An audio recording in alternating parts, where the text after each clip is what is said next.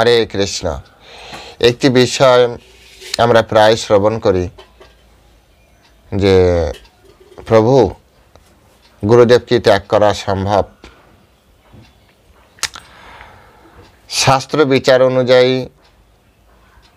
যদি সৎ গুরু পরম্পরার গুরুদেব হয় তাকে ত্যাগ করা সম্ভব নয়।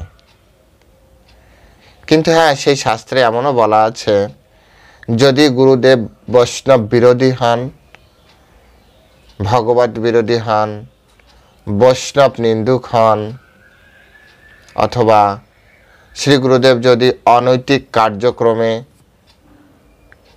সে কার্যক্রমে জড়িয়ে যান, যা গুরুদেবের করা উচিত নয়, তার খাদ্য অখাদ্য সেগুলি বিচার না থাকে, তিনি অহেতুক শিষ্য তৈরি করছেন, শিষ্যের শিক্ষার ব্যাপারে তিনি অবহেলা করছেন, সেক্ষেত্রে অবশ্যই গুরুদেব ত্যাগ করা যায়। হরে কৃষ্ণ।